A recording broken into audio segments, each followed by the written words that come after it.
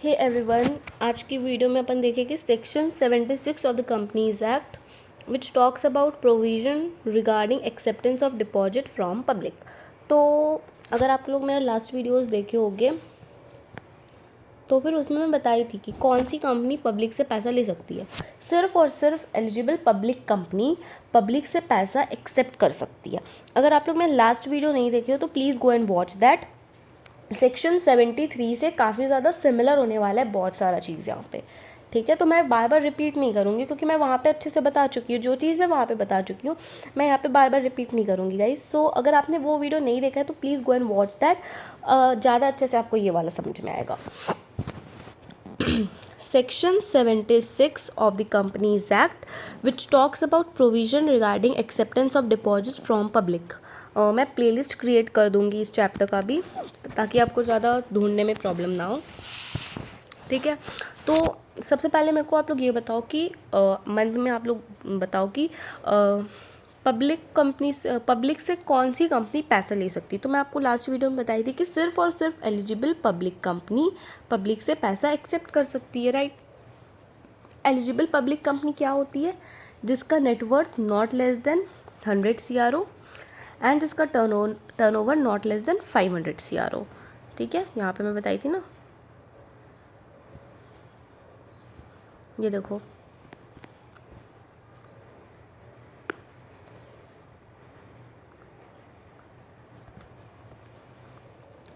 तो सबसे पहले आपको कुछ भी करना है, आपको अपने शेयर होल्डर से परमिशन लेना होगा। तो पब्लिक से भी पैसा लेना है तो सबसे पहले स्पेशल रिजोल्यूशन पास करना होगा। ऑर्डिनरी रिजोल्यूशन से काम चल जाएगा अगर आपने जो पैसा आपको लेना है वो with in the limit specified हो। ये वाला चीज़ भी मैं अपने वीडियो में बताई थी, ठीक है, प्रीवियस वीडियोज़ में बताई थी। पार्ट 3 में मैं एलिजिबल पब्लिक कंपनी के बारे में अच्छे से डिटेल में बताई थी, तो please go and watch that guys. उसके बाद आपको क्रेडिट रेटिंग लेना होगा। तो सेक्शन 73 में भी आपको सर्कुलर इशू करना था, जिस सर्कुलर में आपको अपने क्रेडिट रेटिंग के बारे में बताना था। यहाँ पे भी वही है, आपको अपना क्रेडिट रेटिंग बताना है, ठीक है। आपको अपना क्रेडिट रेटिंग ऑब्टेन करना है एंड उसका कॉपी ROC के पास भेज देना है। कौन से फॉर्म में? DPT 3 के फॉर्म में। अभी क्रेडिट रेटिंग कौन देता है? रिकॉग्नाइज क्रेडिट रेटिंग एजेंसी से आपको क्रेडिट रेटिंग ऑब्टेन करना है, ठीक है। Charge creation of assets necessary if deposits are secured. ये भी मैं बताई थी कि अगर आप सिक्योर डिपॉजिट ले रहे हो तो फिर आपको चार्ज क्रिएट करना पड़ता है, जो कि हम लोग चैप्टर 6 में अच्छे से पढ़े। आई होप आपको वो चैप्टर समझ आया होगा। देखो, मैं वन शॉट रिवीजन तो चैप्टर 6 का अपलोड की हूँ अपने चैनल में, डिटेल अभी बाकी है बट वन शॉट आया है। अगर आप पहले से पढ़ के रखे हो तो आप लोग वो वाला से जाकर रिकॉल कर सकते हो, ठीक है। तो अगर आपने सिक्योर डिपॉजिट एक्सेप्ट किया है तो आपको ROC को बताना पड़ेगा एंड आपको चार्ज क्रिएट करना पड़ेगा, राइट। चैप्टर 6 के हिसाब से आपको चार्ज क्रिएट करना पड़ेगा अपने वो एसेट्स पे जिसके भी बिहाफ में आपने डिपॉजिट एक्सेप्ट किया है, ठीक है। लेट्स से आपने डिपॉजिट लिया है लैंड एंड बिल्डिंग को गिरवी रख के, तो लैंड एंड बिल्डिंग पे आपको चार्ज क्रिएट करना पड़ेगा, right. Every company making who accept secure deposit from public shall within 30 days of such acceptance create a charge on its on its assets। उसके बाद charge on tangible assets only, ठीक है। सिर्फ tangible assets पे आप charge create कर सकते हो। उसके बाद total value of security should not be less than amount of deposit accepted and interest payable thereon। तो वैल्यू ऑफ सिक्योरिटी जो है ना, जिस पर आप चार्ज क्रिएट किए हो, वो कम से कम इतना तो होना ही चाहिए जो आपका जितना का डिपॉजिट आपने लिया है प्लस जितना इंटरेस्ट आपको देना है, एटलीस्ट उतना का तो वो सिक्योरिटी होना ही चाहिए, ठीक है। Market value of assets subject to charge shall be assessed by a registered valuer. अभी रजिस्टर्ड वैल्यूअर्स के द्वारा आपको मार्केट वैल्यू निकलवाना है अपने एसेट का जिस पे आप चार्ज क्रिएट कर रहे हो। उसके बाद security shall be created in favour of trustee for depositors on specified movable और इमूवेबल प्रॉपर्टी, ठीक है। ट्रस्टी के फेवर में, ट्रस्टी जो डिपॉजिटर के लिए आपने अपॉइंट किया है उसके फेवर में आपको वो सिक्योरिटी क्रिएट करना है ताकि अगर आप पैसा नहीं दे पाए तो ट्रस्टी वो एसेट को बेच के सारे डिपॉजिटर को पैसा रीपे कर सके, ठीक है। Tenure for which deposits can be accepted, section 73 के जैसा ही है, same 6 month minimum and maximum 36 month, लेकिन 3 मंथ के लिए भी आप एक्सेप्ट कर सकते हो। 2 कंडीशन फुलफिल होना चाहिए।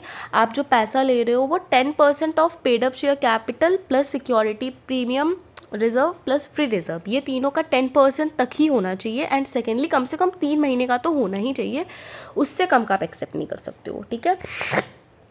अभी आप लोग अपॉइंट करोगे ट्रस्टी डिपॉजिटर के लिए, आप एक या एक से ज़्यादा ट्रस्टी अपॉइंट कर सकते हो डिपॉजिटर के लिए। एंड वो ट्रस्टी का रिटर्न कंसेंट लेना होगा कि हाँ वो as a depositors trustee appoint होना चाहता है। एंड डिपॉजिट ट्रस्ट डीड बनाना पड़ेगा DPT 2 के फॉर्म में at least 7 days before issuing the circular. Circular issue करने के 7 दिन पहले कम से कम आपको डिपॉजिट ट्रस्ट डीड बनाना पड़ेगा DPT 2 के फॉर्म में, ठीक है। ये देखो, ये वाला चीज़ इम्पॉर्टेंट है, ठीक है। ये जो है ना, ये वाला चीज़ इम्पॉर्टेंट है। No person shall be appointed as trustee if वो डायरेक्टर है कंपनी का या कंपनी का KMP या कोई भी ऑफिसर या एम्प्लॉय जो कि कंपनी में काम करता है, या फिर वो जो बंदा है वो इनडेटेड है कंपनी को या फिर उसके सब्सिडी को या उसकी होल्डिंग को या एसोसिएट को या subsidy of such holding. Subsidy of such holding क्या होता है? मान लो एक कंपनी है A लिमिटेड, इसकी एक सब्सिडी है, ठीक है, इसकी एक एसोसिएट है एंड ये ना किसी का सब्सिडी है, तो इसका ये होल्डिंग कंपनी है ना, इसका एक और कोई subsidy let's say B limited. तो इस ये दोनों देखो, दोनों एक ही होल्डिंग के द्वारा गवर्न कर रहा है ना, एक ही होल्डिंग उसको कंट्रोल कर रहा है, that is subsidy of such holding. Has any material फिडेंस, ओके, कोई भी मटेरियल, कोई भी रिलेशनशिप है कंपनी के साथ वो बंदा का, वो या फिर वो बंदा कंपनी के बिहाफ में कोई गारंटी दिया हुआ है, या फिर रिलेटिव है डायरेक्टर का या KMP का या ऑफिसर या एम्प्लॉय कंपनी का, ठीक है। तो वो सारे बंदे जो है वो एज अ ट्रस्टी अपॉइंट नहीं हो सकते हैं। No trustee for deposit shall be removed from office after issue of circular. Circular issue कर देने के बाद आप ट्रस्टी को हटा नहीं सकते हो। और advertisement and before the expiry of his term except consent of all the director in the meeting of board in case company having independent director then one shall be present. Okay, देखो आप trustee को ना ऐसे generally आप हटा नहीं सकते हो। आप एक बार सर्कुलर इशू कर दिया, एडवर्टीजमेंट डाल दिए, तो आप ट्रस्टी को हटा नहीं सकते हो। लेकिन अगर सारा बोर्ड, सारे के सारे बोर्ड हाँ कर देते हैं, सारे बोर्ड का कंसेंट ले लेने के बाद आप हटा सकते हो। एंड अगर कंपनी में इंडिपेंडेंट डायरेक्टर है तो वो इंडिपेंडेंट डायरेक्टर मीटिंग में होना बहुत ज़रूरी है, ठीक है। Meeting of depositors to be called by trustee, again ये भी आपका सेक्शन 73 के जैसा ही है, एकदम सिमिलर डिट्टो, ठीक है। मैक्सिमम अमाउंट ऑफ डिपॉजिट, देखो मैक्सिमम अमाउंट ऑफ डिपॉजिट आपने मेंबर से ले सकते हो, maximum 10% paid up share capital plus free reserve plus security premium का। एंड अदर देन मेंबर से आप 25% of paid up share capital plus free reserve plus security premium का amount ले सकते हो, ठीक है। Eligible public company, eligible government company जो है, एलिजिबल गवर्नमेंट कंपनी जो है वो 35% paid up share capital plus free reserve plus security premium का अमाउंट ले सकती है अपने मेंबर और सारे को मिला के, ठीक है, मेंबर एंड पब्लिक को मिला के। Issuance of circular in form of advertisement, okay, आप एडवर्टीजमेंट डालोगे ना तो सर्कुलर डालना होगा। सेक्शन 73 में मैं बताई थी सर्कुलर में क्या क्या चीज़ लिखना होता है, कौन से फॉर्म में होता है, DPT 1 के फॉर्म में होता है, ठीक है। फाइलिंग विथ रजिस्ट्रार, सेक्शन 73 में ये भी बताई थी कि रजिस्ट्रार के पास डालना पड़ता है एंड एडवर्टीजमेंट डालना पड़ता है 2 न्यूज़पेपर में, राइट, इंग्लिश और वर्नाकुलर, देखो सेम है ये सब। अगेन ये सारा पॉइंट भी डिट्टो सेम है सेक्शन 73 का, इसीलिए मैं बार बार बोल रही हूँ कि आप लोग सेक्शन 73 कर लो, आधा तो इसी में हो जाता है, आधा से ज़्यादा ही बल्कि हो जाता है, ठीक है। Maintenance and using amount of DRR बनाना पड़ता है 30 अप्रैल तक, 20% अमाउंट DRR में डालना होता है। सेक्शन 73 करो तो आपको समझ आएगा guys, please. Ceiling on rate of interest and brokerage, again ये भी सेम है। Filing of application form for making deposit, आपको डिपॉजिटर से एक एप्लीकेशन फॉर्म लेना पड़ता है कि जो डिपॉजिटर है वो डिपॉजिट के लिए जो मनी दे रहे हैं वो जो मनी है वो डिपॉजिटर का खुद का है, बोरोड मनी नहीं है। जॉइंट नेम, मैक्सिमम 3 जन जॉइंटली डिपॉजिट दे सकता है। नॉमिनेशन, चाहो तो नॉमिनी अपॉइंट कर सकते हो। Deposit receipt, register of deposit, every company shall maintain एक या एक से ज़्यादा रजिस्टर फॉर डिपॉजिट, ठीक है, जिसमें डिपॉजिटर्स का नाम लिखा होगा। क्या क्या चीज़ लिखा होगा रजिस्टर ऑफ डिपॉजिट में, देखो यहाँ पे लिखा हुआ है ना पर्टिकुलर्स, क्या क्या लिखा होगा, डिपॉजिटर का नाम, उसका एड्रेस, उसका पैन नंबर, उसके बाद उसके गार्जियन कौन है। अगर वो माइनर है, तुम्हारा जो डिपॉजिटर है वो माइनर है, तो गार्जियन का नाम लिखा होगा, गार्जियन के बारे में लिखा होगा, नॉमिनी के बारे में लिखा होगा। उसके बाद डिपॉजिट रिसिप्ट नंबर लिखा होगा, date and amount of each deposit, duration and date of repayment, rate of interest, due date of payment of interest, particulars of security अगर वो सिक्योर डिपॉजिट है तो, और कोई भी अदर रेलिवेंट पर्टिकुलर्स वो हमारा लिखा होगा रजिस्टर ऑफ डिपॉजिट्स में, ठीक है। Next, entries within 7 days from date of issue of receipt duly authorise by. Okay, आपको ये सारा चीज़ का ना एंट्री डालना होगा विद इन 7 days। कौन डाल सकता है, डायरेक्टर, सीएस या कोई भी बंदा जिसको डायरेक्टर ने ये पावर दिया है। एंड ये जो रजिस्टर ऑफ डिपॉजिट है उसको प्रिजर्व करके रखना होगा, आपके पास संभाल के रखना होगा 8 सालों तक, ठीक है। Pre mature repayment of deposit, ये मैं आपको बताती हूँ अच्छे से।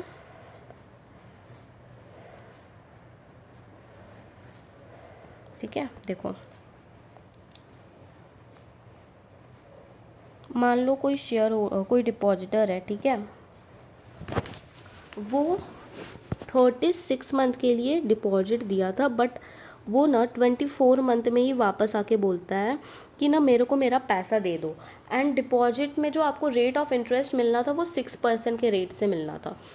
36 मंथ के लिए डिपॉजिट था, रेट ऑफ इंटरेस्ट था 6% पर एनम।